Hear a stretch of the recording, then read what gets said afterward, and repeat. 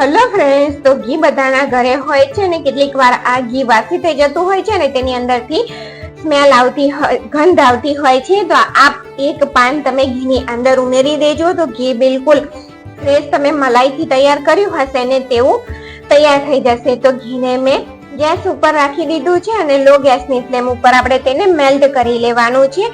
અને ઘી મેલ્ટ કરવા માટે તમારે ધાતુનું જ કઢિયું યુઝ કરવાનું છે. નોનસ્ટિકનું કે સ્ટીલનું વાસણ તમારે ઉપયોગ નથી કરવાનો અહીંયા. અને જો ઘી સરસ રીતે મેલ્ટ થઈ ગયું છે તો તેની અંદર આપણે આ પાન ઉમેરી દઈએ. આ પાન એ નાગરવેલનું પાન છે, તેને ઘીની અંદર આ રીતે ઉમેરી અને 1 મિનિટ માટે રહેવા દેવાનું છે. અને ગેસની ફ્લેમ બિલકુલ લો રાખવાની છે. અહીંયા આપણે ઘીની અંદર ખાલી 1 જ મિનિટ રહેવા દેવાનું અને ગેસની ફ્લેમ લો રાખવાની.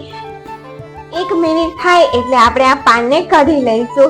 તો જુઓ 1 મિનિટ થઈ છે, પાનનો કલર પણ ચેન્જ થઈ ગયો છે ને હવે આપણે તેને બહાર કાઢી લઈશું. અને આ ઘીને પછી તમે ગાળી અને ઠંડુ થાય એટલે ગાળી અને તેને સ્ટોર કરી શકશો. એકદમ ફ્રેશ ઘી તૈયાર થઈ જશે. જે સ્મેલ આવતી હતી, ગંધ આવતી હતી તે જતી રહેશે. તો બીજો આઈડિયા એ છે કે દિવાળીની સફાઈ જ્યારે આપણે કરતા હોય છે તો આવી નાની નાની જે જગ્યાઓ હોય છે, ઘર છે, બારણા અને બરહાકની વચ્ચે થોડી જગ્યા હોય છે કે બારણાનો આ નચુકો એ સાફ કરવો ખૂબ જ મુશ્કેલ લાગતો હોય છે. તો તમને આ રીતે જો કલર કરવાની પીછી બધાના ઘરે હોય છે, ના હોય તો આપણે ડાય કરવાની પીછી તો હોય છે, તેનાથી આ રીતે તમે સાફ કરશો તો ઇઝીલી ઝારા અને દળ બધું ઇઝીલી નીકળી જશે. અને નાના નાના ખાંચામાંથી પણ તમે બિલકુલ ક્લીન સફાઈ કરી શકશો.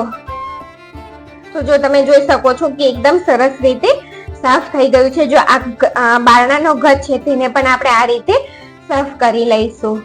જો એકદમ ચોખ્ખો સાફ થઈ જશે. અને બીજો આઈડિયા આપણો એ છે કે અહીંયા રોટલીનો લોટ ક્યારેક પણ આપણને હાથમાં વાગી ગયું હોય છે કે જમવાનું બનાવતા ક્યારેક આપણને દાઝી ગયું હોય કે વાગી ગયું હોય ત્યારે આપણે લોટ આ રીતે બાંધી શકીએ છીએ. કોથળી લઈ લીધી છે, તેની અંદર લોટ સાથે તેની અંદર મોવન અને ઉપરથી બે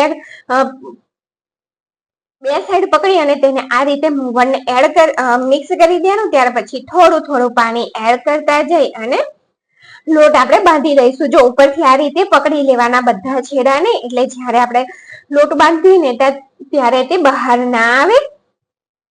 અને જો ઘીનો આઈડિયા, લોટ બાંધવાનો આઈડિયા અને ઝારા સાફ કરવાનો આઈડિયા જો તમને ગમ્યો હોય ને તો ચેનલને લાઈક, શેર અને સબસ્ક્રાઇબ તમે જરૂરથી કરજો. અને